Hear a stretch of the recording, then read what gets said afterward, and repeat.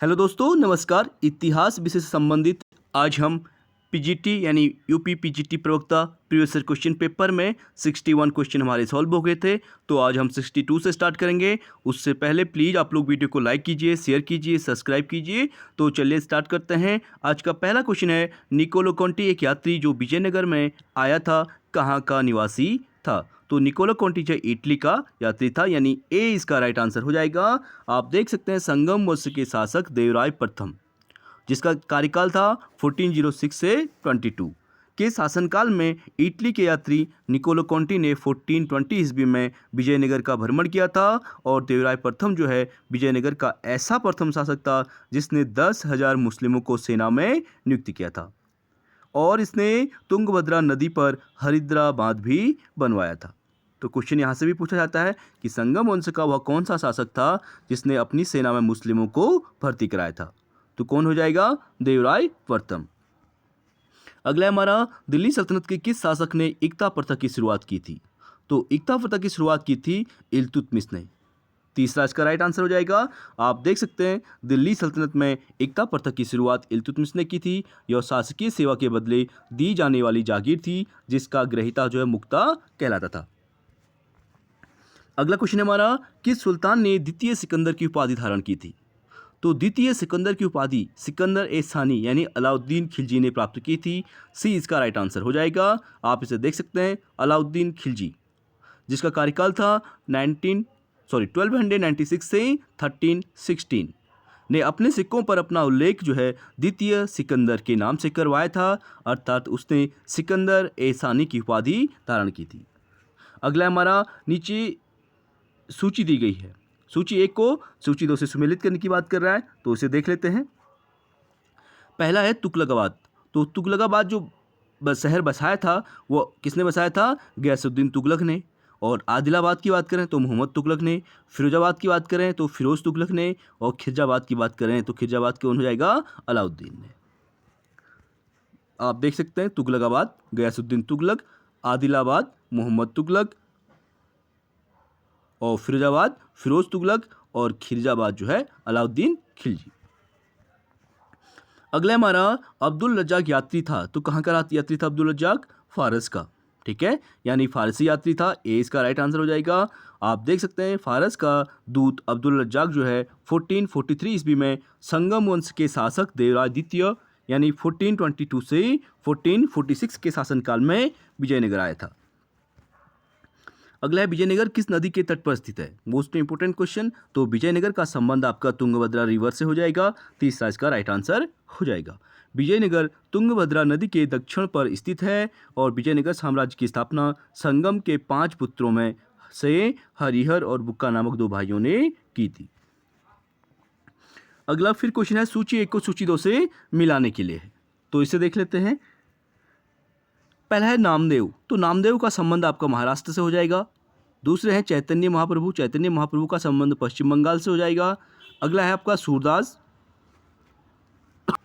तो सूरदास का संबंध आपका उत्तर प्रदेश से हो जाएगा। और डी है आपके नानक, और नानक का संबंध आपका पंजाब से हो जाएगा। यानी तीसरा इसका राइट आंसर हो जाएगा। आप इसका एक्सप्लेनेशन दे सकते हैं। नामदेव महाराष्ट्र से, चैतन्य महाप्रभु पश्चिम बंगाल से, सूरदास उत्तर प्रदेश से, और गुरु नानक जो है पंजाब से हो जाएंगे। अगला क्वेश्चन है, सिख आंदोलन के अगुआ कहे जाते हैं। तो सिख आंदोलन के अगुआ जो कहे जाते हैं वो है गुरु नानक, यानी दूसरा इसका राइट आंसर हो जाएगा। आप देख सकते हैं गुरु नानक 1469 से 1538 और सिख धर्म के प्रवर्तक थे। और इनका जन्म जो है 1469 में पंजाब के ननकाना साहब में एक खत्री परिवार में हुआ था। ये निराकार ईश्वर की उपासना में विश्वास रखते थे। इन्होंने धार्मिक आडंबरों की जो है कटु आलोचना की तथा हिंदू मुस्लिम एकता पर बल दिया। इन्होंने सिख आंदोलन की अगुवाई की थी। अगला हमारा, दासबोध नामक पुस्तक किसने लिखी थी? मोस्ट इंपोर्टेंट क्वेश्चन है, बहुत बार पीजीटी टीजीटी में पूछा गया है। तो दासबोध की रचना जो है किसने की थी? रामदास ने। ठीक है, दूसरा इसका राइट आंसर हो जाएगा। आप देख सकते हैं महाराष्ट्र में जो भक्ति आंदोलन को प्रचारित करने का श्रेय समर्थ गुरु रामदास को जाता है। इनका जन्म 1608 में ईस्वी में हुआ था। ये शिवाजी के आध्यात्मिक गुरु भी हैं। ठीक है, यहाँ से भी क्वेश्चन पूछा जाता है कि शिवाजी के आध्यात्मिक गुरु कौन थे? समर्थ गुरु रामदास। तो इनकी आध्यात्मिक रचना जो है दासबोध है, जिसमें साधना की गुहा विधाओं का वर्णन किया गया है। अगला हमारा पानीपत का प्रथम युद्ध हुआ था। तो पानीपत का प्रथम युद्ध जो हुआ था आपका कब हुआ था? 1526 में बाबर और इब्राहिम लोदी के बीच। तो सी इसका राइट आंसर हो जाएगा। आप देख सकते हैं पानीपत का प्रथम युद्ध जो है 21 अप्रैल 1526 में मुगल शासक बाबर और अफगान शासक जो है इब्राहिम लोदी के बीच हुआ था। इस युद्ध में इब्राहिम लोदी मारा गया। तात्पर्य है कि इस युद्ध में बाबर ने मंगोल सेना व उसकी प्रसिद्ध व्यूह रचना यानी तुगलमा पद्धति का प्रयोग किया था। यहाँ से भी क्वेश्चन पूछा गया है कि पानीपत के युद्ध में बाबर ने कौन सी नीति का प्रयोग किया था। तो कौन सी नीति है? तुगलमा पद्धति। अगला हमारा इतिहासकार के बी फड़के किस राज्य से संबंधित थे? तो इतिहासकार जो के बी फड़के का संबंध आपका महाराष्ट्र से हो जाएगा। बी इसका राइट आंसर हो जाएगा। आप देख सकते हैं इतिहासकार के बी फड़के महाराष्ट्र राज्य से संबंधित थे। अगला हमारा निम्नलिखित में से किस युद्ध में शेषासुरी ने भाग लिया था? तो शेषासुरी ने कौन से युद्ध में भाग लिया था? वो लिया था इनमें से किसी में भी नहीं भाई।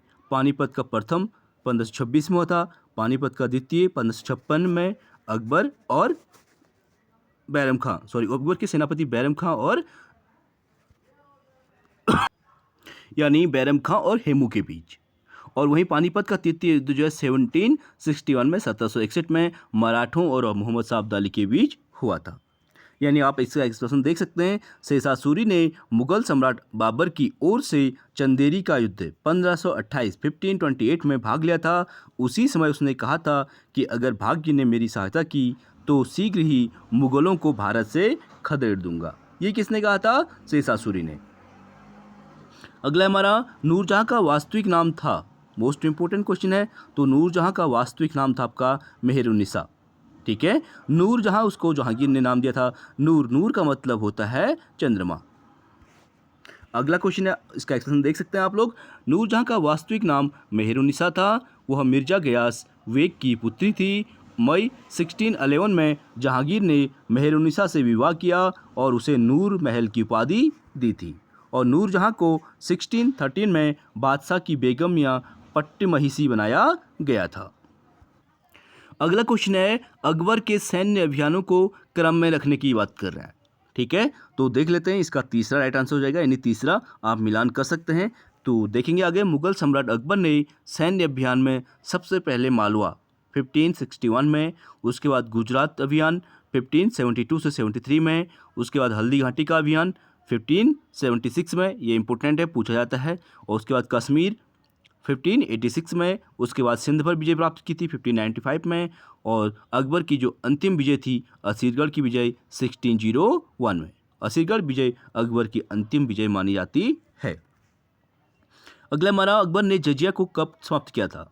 ठीक है, अकबर ने जजिया कर को समाप्त कब किया था? इसका राइट आंसर हो जाएगा आपका 1564, यानी सी इसका राइट आंसर हो जाएगा।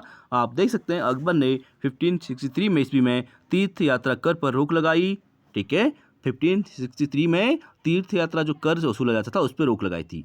और उसके नेक्स्ट ईयर 1664 में जजिया कर समाप्त किया था। और 1571 में फतेहपुर सीकरी को राजधानी बनाया था। तात्पर्य है कि अकबर ने दार्शनिक एवं धर्मशास्त्रीय प्रश्नों पर वाद विवाद करने के लिए फतेहपुर सीकरी में 1575 ईस्वी में इबादत खाना बनवाया था, जो सब धर्मों के सार का संग्रह कर उसने 1582 में दीन ए इलाही नामक धर्म चलाया, जिसका प्रधान व्याख्याता स्वयं था। और इस धर्म में सम्मिलित होने के वाला पहला हिंदू जो है राजा कौन था? बीरबल था। अगला हमारा, निम्नलिखित में से किस किले का निर्माण अकबर द्वारा नहीं कराया गया था? तो वो कौन सा किला था जिसका निर्माण अकबर द्वारा नहीं कराया गया था? दिल्ली का किला। फोर्थ इसमें राइट आंसर हो जाएगा। बाकी आगरा के किला का निर्माण, लाहौर के किले का निर्माण और इलाहाबाद के किले का निर्माण अकबर के द्वारा किए गए थे। आप इसका एक्सप्लेनेशन देख सकते हैं। आगरा का किला, लाहौर का किला और इलाहाबाद का किला अकबर के द्वारा बनवाया गया। और दिल्ली का किला आगरे की मोती मस्जिद, इसे मस्जिद जहांनामा भी कहते हैं, आदि का निर्माण शाहजहां ने करवाया था।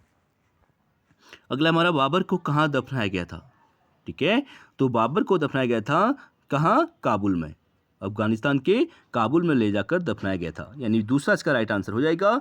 आप देख सकते हैं मुगल साम्राज्य के संस्थापक जहीरुद्दीन मोहम्मद बाबर की मृत्यु 26 दिसंबर 1530 को हुई थी। बाबर का मृत शरीर पहले यमुना के किनारे आगरा के आरामबाग में दफनाया गया।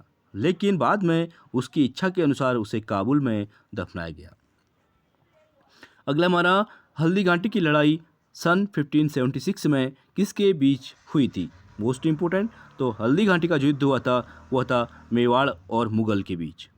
ठीक है, यानी अकबर और महाराणा प्रताप के बीच, मेवाड़ और मुगलों के बीच। ए इसका राइट आंसर हो जाएगा। आप इसका एक्सपेंशन देख सकते हैं। हल्दी घाटी का युद्ध 1576 में मेवाड़ के शासक राणा प्रताप और मान सिंह व आसफ खां के नेतृत्व में मुगल सेना के मध्य हुआ था। यद्यपि राणा जो है प्रताप युद्ध में पराजित हुए, परंतु मुगल पूर्ण सफलता नहीं प्राप्त कर सके थे।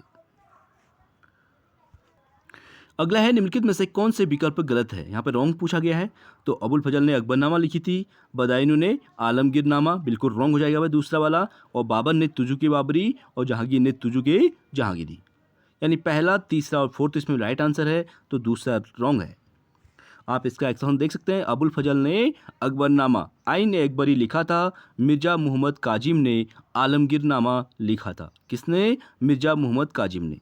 और बाबर ने बाबरनामा या तुजु के बाबरी तुर्की भाषा में लिखी थी, और जहांगीर ने तुजु के जहांगीरी फारसी भाषा में अपनी आत्मकथा लिखी थी। अब्दुल कादिर जो बदायूं ने मुंतखब उत त्वारिख लिखी थी। ठीक है, मोस्ट इंपोर्टेंट बुक है अब्दुल कादिर बदायूनी की, जिन्होंने मुंतखब उत तवारीख की रचना की थी। अगला हमारा राजपूत मनसबदारों की संख्या किस मुगल बादशाह के राज्यकाल में सर्वाधिक थी? तो किसके दरबार में सर्वाधिक थी? औरंगजेब के। ठीक है, पहला इसका राइट आंसर हो जाएगा। और सबसे अधिक किसी भी चीज़ की बात करेगा तो आप मुगल प्रशासन में बात करेंगे तो औरंगजेब ऐड कर सकते हैं।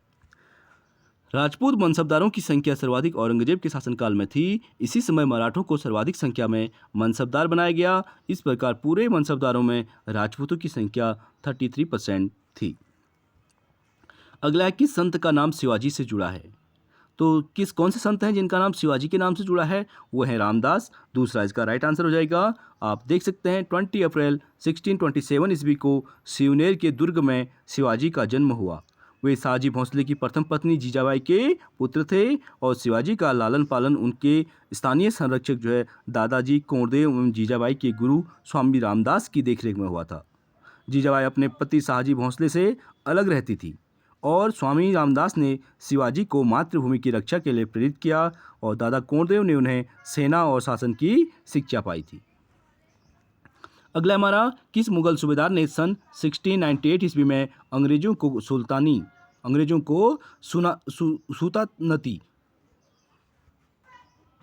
कालीघाट तथा गोविंदपुर की जमींदारी दी थी? तो इसका राइट आंसर हो जाएगा अजीमुस्सान। ठीक है, अजीमुस्सान ने दी थी। आप देख सकते हैं मुगल सूबेदार अजीमुस्सान ने 1698 ईस्वी में अंग्रेजों को सुल्तानती गोविंदपुर या कालीकाता कालीघाट की जमींदारी दी थी, और कंपनी के अधिकारी जॉब चौरनॉक ने सुनातनी में एक अंग्रेजी फैक्ट्री की स्थापना की थी। जॉब चौरनॉक, ये इंपॉर्टेंट है। ठीक है, जॉब चौरनॉक, तो जिन्होंने कलकत्ता शहर भी बसाया था बाद में। अगला हमारा, बंगाल में मुफ्त व्यापार का फरमान अंग्रेजों को प्राप्त हुआ था। तो बंगाल में जो मुफ्त व्यापार का फरमान अंग्रेजों को प्राप्त हुआ था वो हुआ था 1717 ईस्वी में। फोर्थ इसका राइट आंसर हो जाएगा। आप इसका एक्सप्लेनेशन देख सकते हैं। ईस्ट इंडिया कंपनी 1716 में सर जॉन सरमन की अध्यक्षता में एक प्रतिनिधिमंडल जो है मुगल दरबार में भेजा, जिसमें विलियम हैमिल्टन नामक एक डॉक्टर भी था, जिसने फर्रुखसियर को एक संघातिक बीमारी से छुटकारा दिलाया था। और पर्टिकुलर बात करें तो यहाँ पर संघातिक दिया गया है। संघातिक का मतलब कि फर्रुखसियर बीमार था। ठीक है, उसके शरीर में दिया है, बुक में दिया गया है कि बहुत बड़ा एक फोड़ा हुआ था, तो उसको इसने सही किया था, जिससे प्रसन्न होकर बादशाह फर्रुखसियर ने 1717 ईस्वी में एक शाही फरमान जारी किया था, जिसके अनुसार 3000 रुपये वार्षिक कर के बदले कंपनी को बंगाल में मुक्त व्यापार करने की अनुमति जो है प्रदान कर दी जाती है। अगला हमारा, अवध का अंतिम नवाब था। तो अवध का अंतिम जो नवाब था वाजिद अली शाह, यानी फोर्थ इसका राइट आंसर हो जाएगा। आप देख सकते हैं अवध के स्वायत्त राज्य की स्थापना यानी संस्थापक शहादत खां बुरहान उल मुल्क ने किया था। 1856 ईस्वी में लॉर्ड डलहौजी ने जब कुशासन का आरोप लगाकर अवध का विलय जो है अंग्रेजी साम्राज्य में किया, उस समय अवध का नवाब वाजिद अली शाह था। अगला हमारा, सिराजुद्दौला के उपरांत अंग्रेजों ने बंगाल का नवाब किसे बनाया?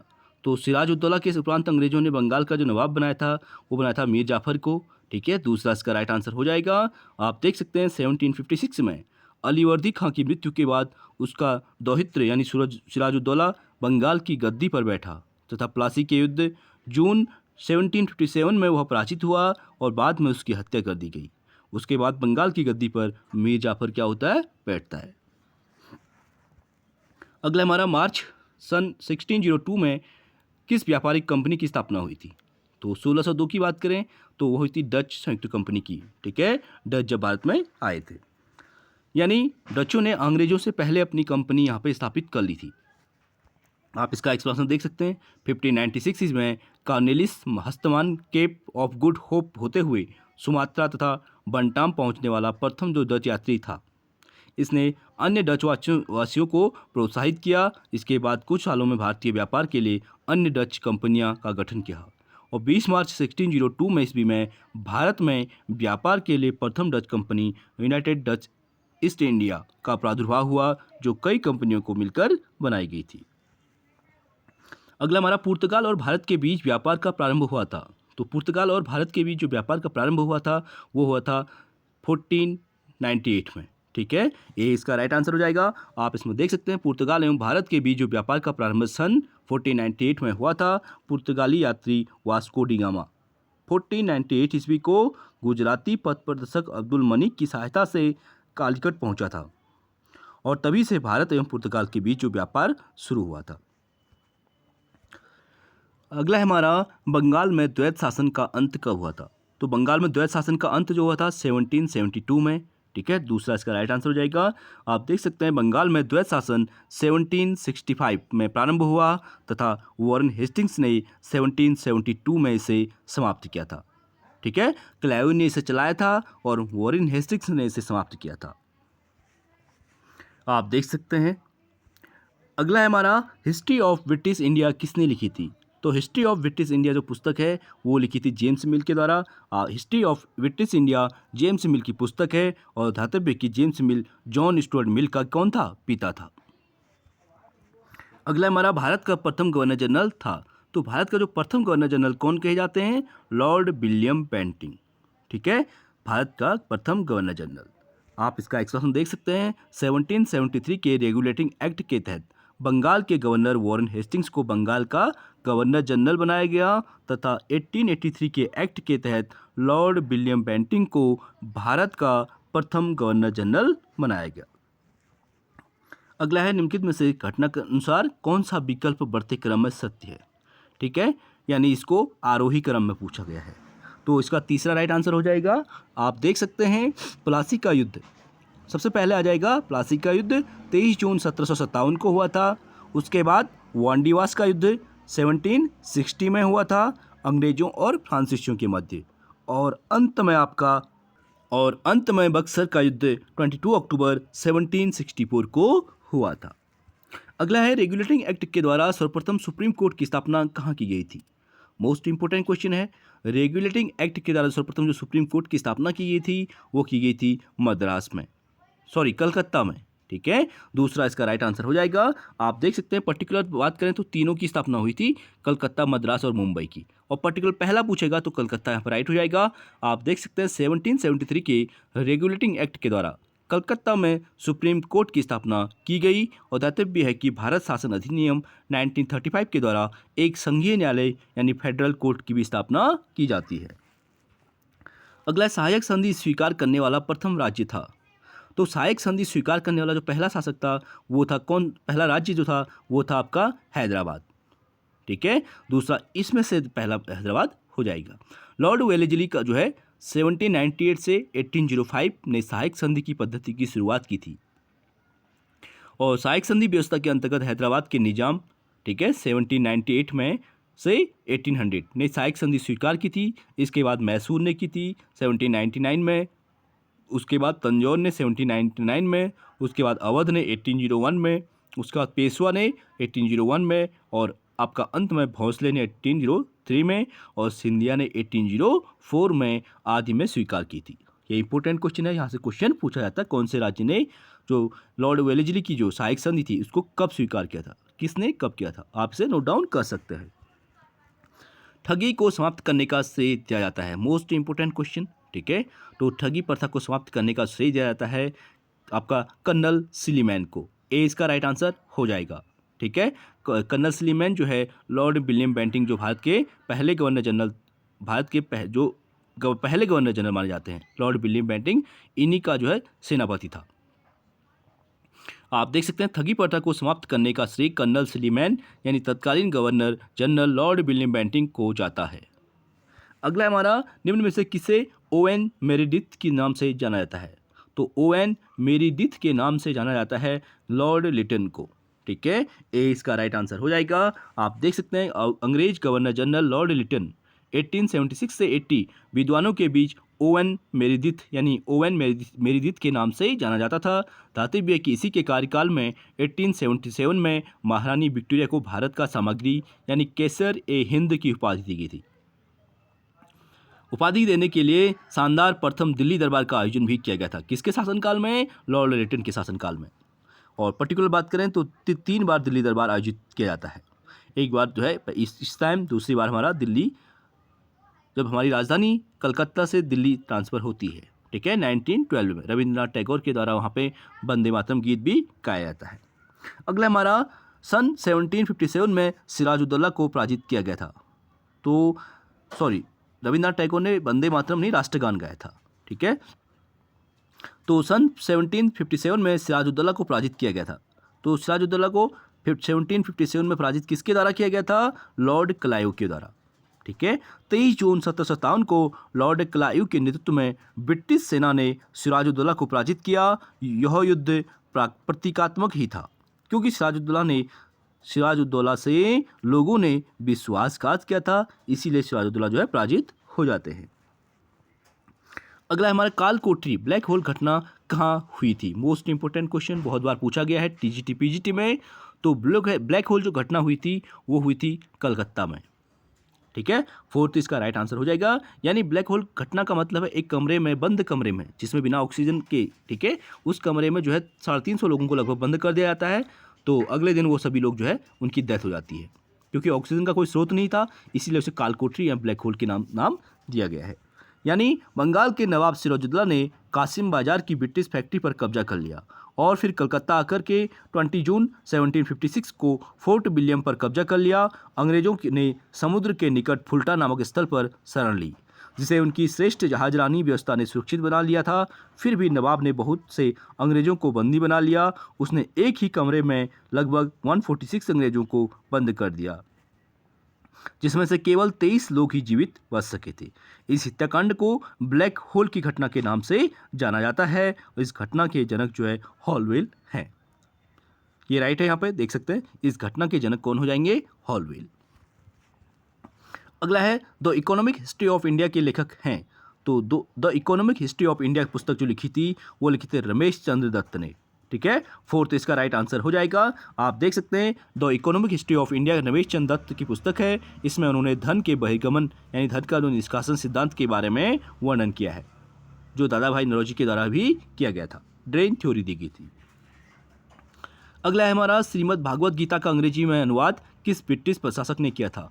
Most important question. आपको पता है श्रीमद् भगवत गीता का जो अंग्रेजी में अनुवाद किया था वो बिल क्लिंसन ने किया था। दूसरा इसका राइट आंसर हो जाएगा। आप देख सकते हैं सर विलियम जोन्स ने 1784 में एशियाटिक सोसाइटी ऑफ बंगाल की स्थापना की, जिसका उद्देश्य प्राचीन भारतीय वांग्मय को उद्घाटित करना था तथा भारत के अतीत को प्रकाश में लाना था। इसी एशियाटिक सोसाइटी ऑफ बंगाल के माध्यम से 1785 में विल्किंस ने श्रीमद् भगवत गीता तथा 1787 ईस्वी में हितोपदेश का अंग्रेजी में अनुवाद किया था। दोनों बुक इंपोर्टेंट, हितोपदेश और श्रीमद् भगवत गीता का जो अनुवाद किया था, दोनों बुकों का विल्किंस के द्वारा किया गया था। अगला हमारा, सन 1897 ईस्वी में स्वामी विवेकानंद ने रामकृष्ण मठ की स्थापना कहाँ पर की थी? तो रामकृष्ण मठ की स्थापना स्वामी विवेकानंद ने की थी, कहाँ पे की थी? बारानगर में, ठीक है। तो देख सकते हैं आप, रामकृष्ण मिशन की स्थापना स्वामी विवेकानंद ने 1 मई 1897 में की थी और सर्वप्रथम मठ की स्थापना कलकत्ता के समीप बारानगर में की गई थी। तत्पश्चात बेलूर यानी कलकत्ता में मिशन जो है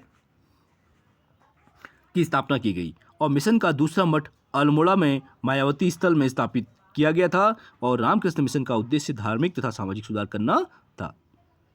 यानी पहली बार जो है आपको यहाँ पे एग्जाम में मिलता है ऑप्शन वेल्लूर, ठीक है। तो पहली बार बारानगर में, फिर वहाँ से स्थानांतरित किया गया था बेल्लूर में, तीसरा बाद में किया गया था। तो अगला है हमारा द बंगाली समाचार पत्र का प्रकाशन किसने प्रारंभ किया था?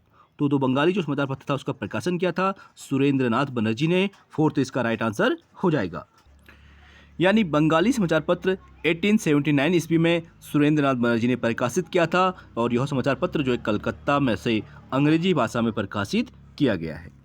अगला है जोनाथन डंकन ने सन 1792 ईस्वी में संस्कृत कॉलेज की स्थापना कहाँ की थी? तो जोनाथन डंकन ने 1792 में जो है संस्कृत जो कॉलेज की स्थापना की थी वाराणसी में, ठीक है। फोर्थ इसका राइट हो जाएगा।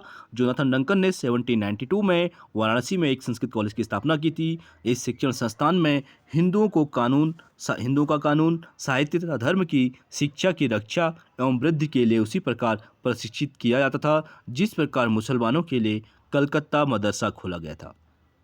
विशेष रूप से इसका उद्देश्य जो है यूरोपीय न्यायाधीशों के लिए हिंदू सहायकों का प्रबंध करना था। अगला है भारत में स्त्रियों की शिक्षा की अनुमति किसने दी थी?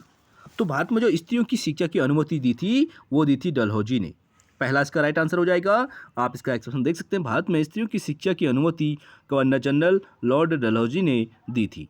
तात्पर्य की चार्ल्स वुड डिस्पैच, ठीक है, 1854 चार्ल्स वुड का घोषणा पत्र 1854 ईस्वी के समय आया था और इसी घोषणा पत्र में महिला शिक्षा को भी समर्थन देने की बात कही गई थी। अगला हमारा केशव चंद्र सेन के बारे में कौन से तथ्य सही हैं? तो केशव चंद्र सेन की बात करेंगे तो इसमें पहला, दूसरा और तीसरा राइट हो जाएगा क्योंकि वह सन 1857 में ब्रह्म समाज के सदस्य बने और बाद में ब्रह्म समाज से अलग होकर उन्होंने एक नए संगठन की स्थापना की और व्यापक भ्रमण करने वाले वे प्रथम समाज सुधारक माने जाते हैं।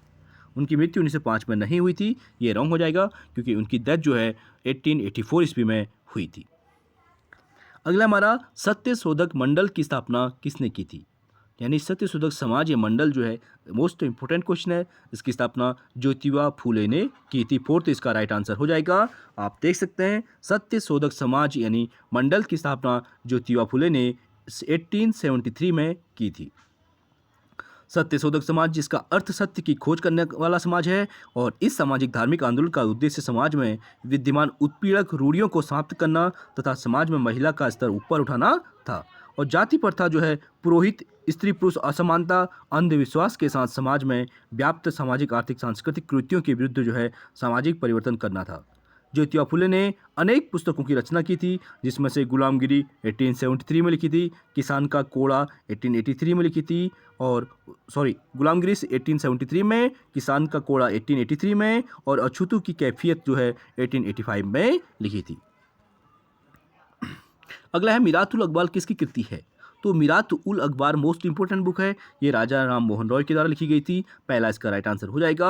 आप देख सकते हैं मीरात उल अकबार फारसी में प्रकाशन जो है 1822 में राजा राम मोहन रॉय ने किया था और संवाद कौमुदी बांग्ला भाषा का में प्रकाशन जो है 1821 में राजा राम मोहन रॉय ने किया था। अगला है हमारा इनमें से किसे बंगाल का बाइबल कहा जाता है? तो बंगाल का बाइबल आपको आनंद मठ को कहा जाता है। पहला इसका राइट आंसर हो जाएगा। आप देख सकते हैं बंकिम चंद्र चटर्जी का उपन्यास आनंद मठ को बंगाल का बाइबल कहा जाता है। इस उपन्यास में सन्यासी विद्रोह 1760 से 1800 का वर्णन किया गया है। अगला है सन 1889 में अहमदिया आंदोलन का प्रारंभ किसने किया था? तो अहमदिया आंदोलन का जो प्रारंभ किया था 1889 में वो क्या था? मिर्जा गुलाम अहमद ने। ठीक है, तीसरा इसका राइट आंसर हो जाएगा। आप देख सकते हैं यानी अहमदिया आंदोलन 19वीं शताब्दी का एक प्रसिद्ध मुस्लिम आंदोलन था। इसके प्रवर्तक जो है मिर्जा गुलाम अहमद थे। यह आंदोलन पंजाब के गुरदासपुर जिले में अंतर्गत कादिया नगर से शुरू हुआ और मिर्जा साहिब ने अपने सिद्धांतों को अपनी पुस्तक बहरीन ए अहमदिया जो 1880 में प्रकाशित हुई में व्याख्यायित किया था। अगला है सन 1857 ईस्वी का विद्रोह प्रारंभ हुआ था। तो 1857 का जो विद्रोह प्रारंभ हुआ था वो होता मेरठ से। दूसरा इसका राइट आंसर हो जाएगा। मोस्ट इंपोर्टेंट क्वेश्चन 10 मई, ये डेट इंपॉर्टेंट है। 1857 को मेरठ के सैनिकों ने खुला विद्रोह कर दिया। अपने अफसरों पर गोली चलाई। अपने साथियों को मुक्त करवाकर वे लोग दिल्ली की ओर बढ़ चले।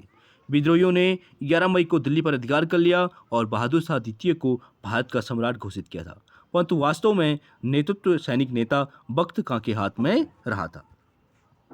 अगला हमारा खिलाफत आंदोलन किसने प्रारंभ किया था? तो खिलाफत आंदोलन जो है मोहम्मद अली और शौकत अली दोनों के द्वारा चला गया था, यानी फोर्थ इसका राइट आंसर हो जाएगा। आप इसका एक्सप्लेनेशन देख सकते हैं। खिलाफत आंदोलन तुर्की के खलीफा के पक्ष में मोहम्मद अली और शौकत अली ने प्रारंभ किया था। अगला है पंजाब हिंदू सभा की स्थापना किसने की थी? तो पंजाब हिंदू सभा की स्थापना जो है UN मुखर्जी यानी सुरेंद्र नाथ मुखर्जी और लालचंद, ये दोनों के द्वारा की गई थी। यानी पंजाब हिंदू सभा की स्थापना 1909 में UN मुखर्जी और लालचंद ने किया था। लालचंद ने हिंदू हितों पर बल दिया तथा हिंदुओं में पृथकवाद की प्रवृत्ति को प्रोत्साहित किया और 1915 ईस्वी में हिंदू महासभा की स्थापना के बाद वे प्रसिद्ध सक्रिय हुए थे। ये लाला लाजपत राय के निकट एवं सहयोगी भी थे। अगला हमारा कपिल राज सम्मेलन का संबंध किस आंदोलन से है? तो कपिल राज सम्मेलन का संबंध आपका बारदौली सत्याग्रह से हो जाएगा। फोर्थ इसका राइट आंसर हो जाएगा। हाली पद्धति यानी बसुआ मजदूर और बदुआ मजदूरी से संबंधित है। इस पद्धति के अंतर्गत बारदौली क्षेत्र में कपिल राज जनजाति के लोगों को उच्च जातियों के यहाँ पुश्तैनी मजदूर के रूप में कार्य करना होता था। कपिल राज्यों को गांधी जी ने रानी पराज वनवासी की उपाधि दी थी। अगला है प्रथम विधि विशेषज्ञ नियुक्त किया गया था। तो प्रथम विधि विशेषज्ञ जो है लॉर्ड मैकाले को नियुक्त किया गया था। पहला इसका राइट हो जाएगा। चार्टर एक्ट 1833 के द्वारा गवर्नर जनरल की कार्यकारिणी में विधि विशेषज्ञ की नियुक्ति का प्रावधान किया गया और लॉर्ड मैकाले को प्रथम विधि विशेषज्ञ जो है नियुक्त किया गया था। और ध्यातव्य है कि इसी एक्ट के द्वारा बंगाल के गवर्नर जनरल को भारत का गवर्नर जनरल बनाया गया था और भारत में अंग्रेजी शिक्षा की नींव रखने का काम भी जो है लॉर्ड मैकाले ने ही किया था। अगला हमारा कांग्रेस का द्वितीय अधिवेशन संपन्न हुआ था। तो कांग्रेस का द्वितीय अधिवेशन जो है आपका कलकत्ता में हुआ था। फोर्थ इसका राइट आंसर हो जाएगा। आप देख सकते हैं भारतीय राष्ट्रीय कांग्रेस का प्रथम अधिवेशन जो है 28 दिसंबर 1885 में बम्बई में हुआ था और इसकी अध्यक्षता WC बनर्जी ने की थी। और कांग्रेस का द्वितीय अधिवेशन 1886 में कलकत्ता में हुआ था जिसकी अध्यक्षता दादा भाई नौरोजी ने की थी। अगला हमारा यंग इंडिया समाचार पत्र का संपादन किया था। तो यंग इंडिया किसने लिखी थी? ये है महात्मा गांधी ने। पहला इसका राइट आंसर हो जाएगा। यंग इंडिया समाचार पत्र का संपादन महात्मा गांधी ने किया था। दातव्य है कि महात्मा गांधी की आत्मकथा सत्य के साथ मेरे प्रयोग माई एक्सपेंस विथ ट्रूथ जो है। अगला हमारा सन 1906 में कांग्रेस का अध्यक्ष कौन था? तो 1906 में जो कांग्रेस का अध्यक्ष था वो थे दादा भाई नौरोजी। पहला इसका राइट आंसर हो जाएगा। आप देख सकते हैं भारतीय राष्ट्रीय कांग्रेस के 1886 के कलकत्ता अधिवेशन और 1893 1893 के लाहौर अधिवेशन और 1906 के कलकत्ता अधिवेशन की अध्यक्षता दादा भाई नौरोजी ने की थी। यानी 3 बार इसने भारतीय राष्ट्रीय कांग्रेस की अध्यक्षता की थी और 1906 में कलकत्ता अधिवेशन में ही स्वराज्य शब्द का प्रयोग भी सर्वप्रथम हुआ था। अगला है निम्नलिखित में से कौन सा विकल्प बढ़ते क्रम में सत्य है? तो बढ़ते क्रम में बात कर रहा है तो इसका पहला राइट हो जाएगा। सबसे पहले लखनऊ समझौता, उसके बाद चंपारण, उसके बाद असहयोग, उसके बाद सविनय अवज्ञा आंदोलन। यानी लखनऊ समझौता 1916, उसके बाद चंपारण सत्याग्रह 1917, उसके बाद असहयोग आंदोलन 1920 और अंत में सविनय अवज्ञा आंदोलन 1930 में हुआ था। अगला हमारा नीचे जो वक्तव्य दिए गए कथन और कारण से संबंधित क्वेश्चन है, इसे देख लेते हैं। गदर पार्टी की स्थापना लाला हरदयाल लाल ने सन 1913 में की थी और कारण है इसका, उसका उद्देश्य भारत में लोकतांत्रिक राज्य की स्थापना करना था जिसमें सभी संप्रदायों का प्रतिनिधि कौन हो? सरकार हो। तो यहाँ पे जो है तीसरा इसका राइट आंसर हो जाएगा। यानी A और R सही है और उसकी R की सही व्याख्या भी है क्योंकि गदर पार्टी की स्थापना लाला हरदयाल लाल ने अमेरिका में 1913 में की थी और उसका उद्देश्य क्या था? भारत में लोकतांत्रिक राज्य की स्थापना करना। आप इसका एक्सप्लेनेशन देख सकते हैं। यानी गदर पार्टी का जन्म अमेरिका के सैन फ्रांसिस्को के एस्टोरिया में 1913 में अंग्रेजी साम्राज्य को जड़ से उखाड़ फेंकने के उद्देश्य से किया गया था। गदर पार्टी के संस्थापक जो है अध्यक्ष यानी सोहन सिंह भागना थे और इसके संस्थापक सदस्यों में केसर सिंह उपाध्यक्ष थे, लाला हरदयाल लाल महामंत्री तथा लाला ठाकुर दास आदि थे। और 21 अप्रैल 1913 को पारित प्रस्ताव में कहा गया कि गदर पार्टी हथियारबंद इंकलाब की मदद से अंग्रेजी राज से भारत को आज़ाद कर कौमी जमहूरियत गणतंत्र स्थापित करेगी। इस प्रकार यह कथन और कारण दोनों क्या हो जाएंगे? राइट हो जाएंगे। अगला किस गोलमेज सम्मेलन में गांधी जी ने पहली बार भाग लिया था? तो वो था आपका द्वितीय गोलमेज सम्मेलन। ठीक है, सेकेंड राउंड टेबल कॉन्फ्रेंस, यानी दूसरा इसका राइट आंसर हो जाएगा। आप देख सकते हैं पहले में गांधी जी जो है नाराज हो जाते हैं, उनको जो है दूसरे के लिए तैयार किया जाता है। फिर 1931 में गांधी इरविन समझौता हुआ, जिसके फलस्वरूप 1931 के द्वितीय गोलमेज सम्मेलन में गांधी जी ने भाग लिया, परंतु इस सम्मेलन में कोई समझौता नहीं हो सका। गांधी जी आने के बाद कहते भी हैं कि जो है मैं खाली हाथ लौटकर आया हूं, लेकिन मैंने भारत की इज्जत को धूमिल नहीं होने दिया। अगला हमारा बम्बई में नौसैनिक विद्रोह कब गठित हुआ था? तो बम्बई में जो नौसैनिक विद्रोह गठित हुआ था वो था फरवरी 1946 में। ठीक है, नेवी से संबंधित मामला था। पहला इसका राइट आंसर हो जाएगा। आप देख सकते हैं बम्बई में नौसेना विद्रोह 18 फरवरी 1946 को घटित हुआ था और HMIS तलवार नामक जलपोत पर खराब खाना परोसे जाने के कारण भारतीय नौसैनिकों ने यह विद्रोह किया था। अगला है, इनमें से कौन गदर पार्टी के संस्थापक थे? तो गदर पार्टी के संस्थापक जो है लाला हरदयाल थे। पहला इसका राइट आंसर हो जाएगा। आप देख सकते हैं गदर पार्टी की स्थापना सैन फ्रांसिस्को में सन 1913 में लाला हरदयाल ने की थी। इन्होंने हिंदुस्तान गदर समाचार पत्र के माध्यम से ब्रिटिश विरोधी समाचार पत्रों तथा क्रांतिकारी दर्शन का प्रचार किया था। अगला है, लंदन में द्वितीय गोलमेज सम्मेलन के आयोजन का केंद्र था, तो कौन सा था? वो था सेंट जेम्स पैलेस। ठीक है, यानी तीनों जो गोलमेज सम्मेलन हुए थे राउंड टेबल कॉन्फ्रेंस, उनका जो सम्मेलन हुआ था सेंट जेम्स पैलेस में ही हुआ था। पहला इसका राइट आंसर हो जाएगा। आप देख सकते हैं लंदन में द्वितीय गोलमेज सम्मेलन 1931 में का आयोजन जो है सेंट जेम्स पैलेस में हुआ था, जिसमें कांग्रेस का प्रतिनिधित्व महात्मा गांधी ने किया था और सांप्रदायिक निर्वाचन के प्रश्न पर यह सम्मेलन स्थगित हो गया। अगला है, निम्न में से किसको भगत सिंह के साथ फांसी नहीं दी गई थी? तो भगत सिंह के साथ भाई फांसी जो है जतिन दास को नहीं दी गई थी, क्योंकि वो उस टाइम जो है नाबालिग थे। उनको बाद में दी जाती है। बाकी राजगुरु, सुखदेव और श्रीराम को दी जाती है। आप देख सकते हैं 23 मार्च 1931 को सांडर्स हत्याकांड और लाहौर षड्यंत्र कांड के तहत भगत सिंह, सुखदेव और श्रीराम हरि राजगुरु को फांसी दी जाती है।